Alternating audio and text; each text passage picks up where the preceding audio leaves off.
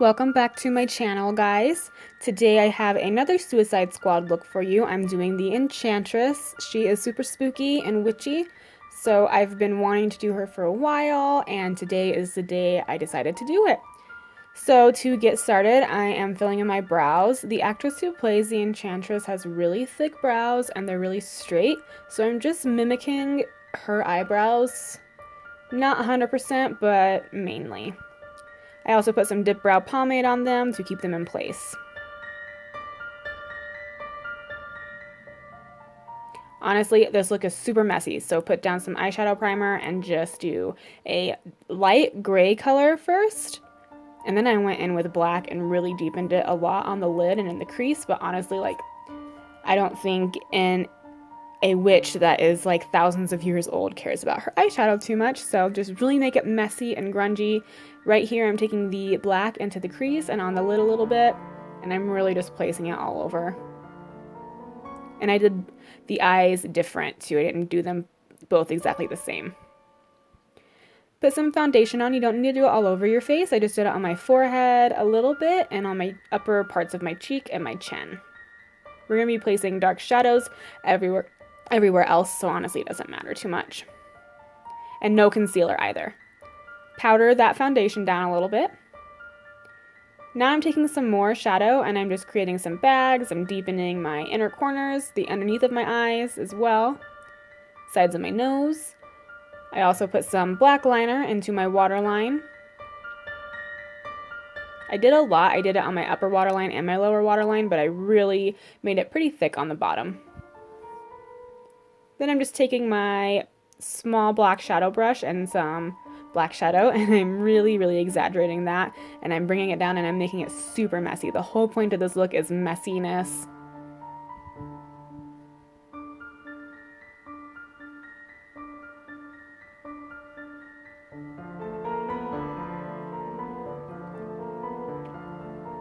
Now I'm just dragging some of the shadow down, like she's been crying, or her eyes been watering, or she got water on her face. I don't know, but it looks like a lot of it's smeared down her face. And I'm also contouring my nose quite a bit. And contour your cheekbones a lot. First, I'm just laying down a base of gray and black shadow, and I'm just like turning that whole lower part of my jaw right there that I just carved out, I'm turning that all gray. We're going to be putting some like grease paints on top of it to make it look like dirt and mud, but basically just black out the sides there.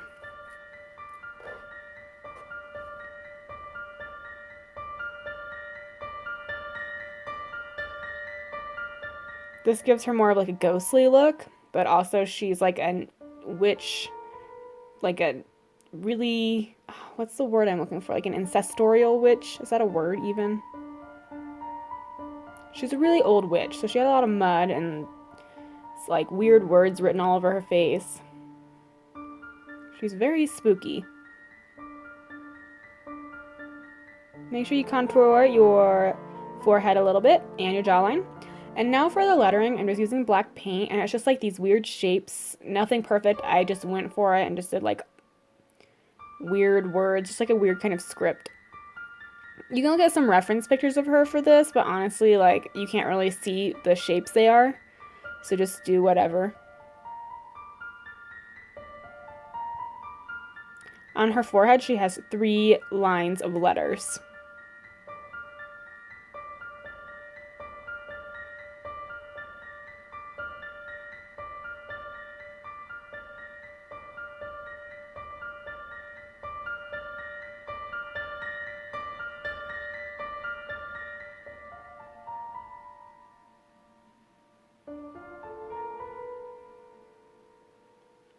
Now I took some water and some black paint on this brush, and I made it look like more tears were falling down my eyes, like more actual tears and not just paint or shadow.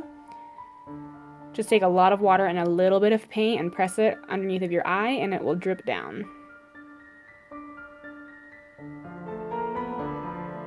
Now it's time to do her necklace. If you are wearing this look out for Halloween, I would suggest going and buying a necklace. You can totally paint one on, but just so there's no mess and like nothing gets messed up and paint doesn't get everywhere, you can go buy a necklace that's similar to this.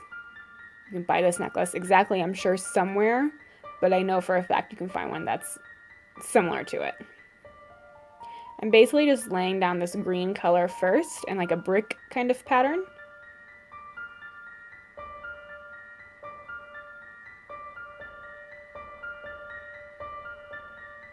And then I'm taking yellow paint and I'm going over top of some of them. Not all of them, just a few.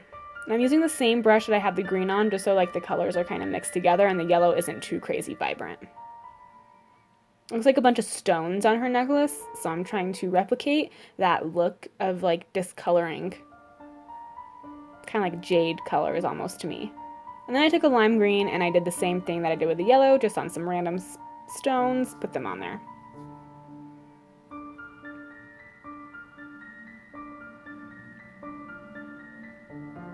Now outline all of them. I just used black paint for this. And I kind of rounded them out. I made sure they weren't like completely square. Just kind of round them out as you go.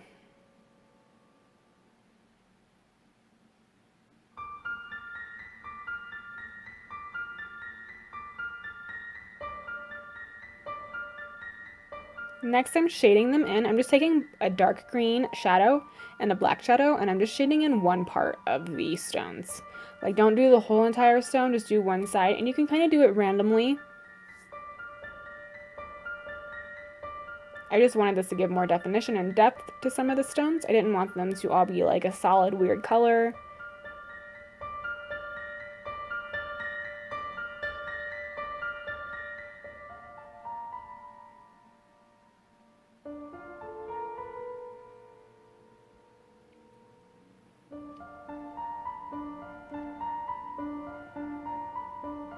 You can make some darker than the others as well. You can add more black to it.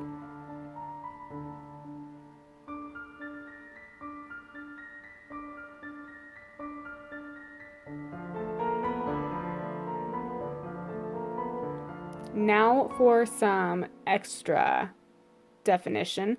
I'm going in with my Anastasia Beverly Hills Moonchild Glow Kit. And I'm taking the color Lucky Clover, it's a green highlighter, and I'm just putting that on some of the brighter portions of the stones. So where it's maybe more yellow, more lime green, parts of that I did not shade, I'm just putting that there. This really gives the necklace some movement and makes it look a little bit more realistic.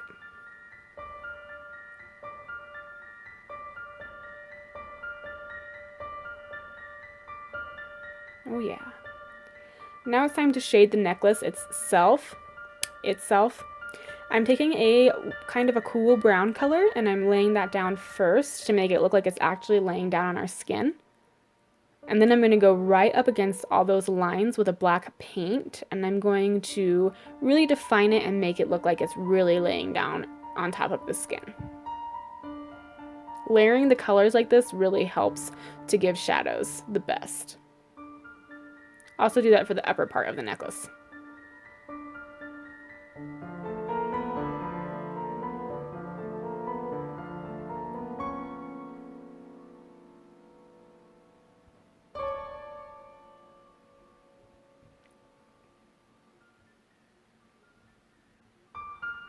We want this necklace to look three-dimensional, like it's a real necklace sitting on top of our skin. So shading pieces onto the skin, it really helps bring stuff to life. So always try to do that whenever you are creating pieces that really aren't on your skin, like a shirt or a dress, a necklace, anything along those lines.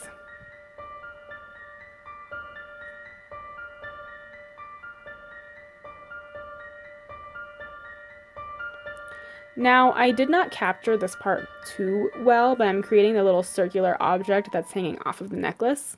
I just used black paint, created a circle, and filled it in and left the center empty.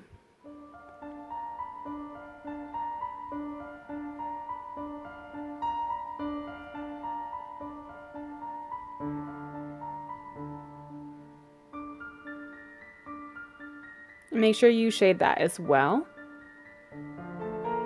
In the corners there where it meets the necklace, you can make it a little bit more black. The necklace meeting that object right there, it would create more of a shadow.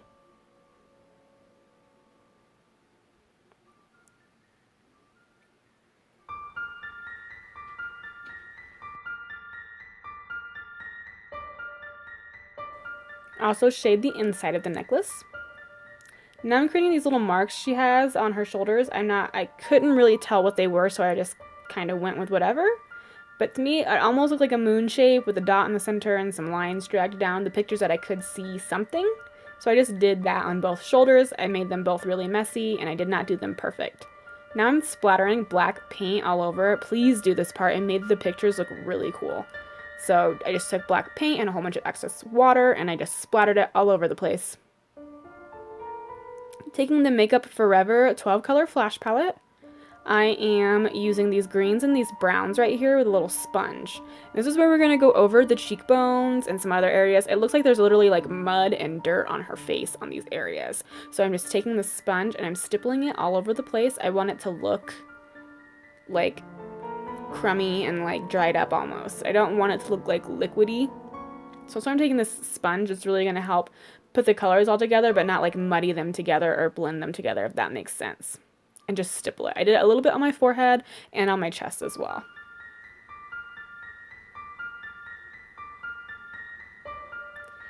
Now it's time to lay the headpiece. I made this out of cardboard. I just cut up a piece of cardboard and I used that same stippling part that we did with the flash colors and I put that onto the moon, and then I took some pieces of black hair from my wig and I just glued them down on the back of it.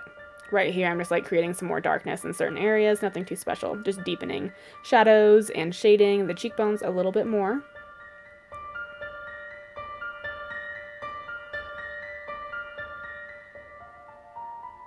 Just intensifying everything, basically.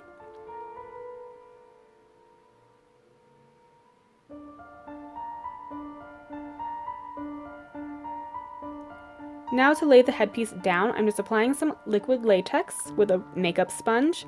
Then I'm taking a piece of cotton and I'm applying more latex on top of that. This is going to be a base for the piece to sit on my forehead.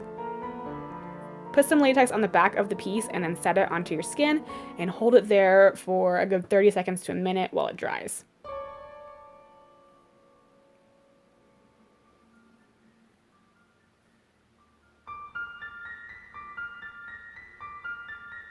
Now time for the lips. I'm applying black shadow first on the insides of it, and then I'm lining my lips with a very nude color. I can't have no lipstick. I'm just using a lip liner for this.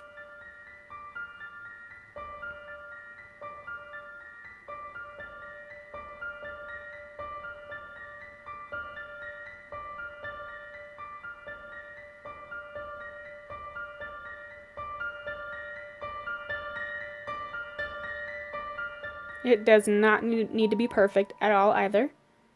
Then I'm taking some more black shadow and just putting that all over my lips, especially on the insides. Then I'm curling my lashes and I'm applying some mascara just to deepen my eyes a little bit.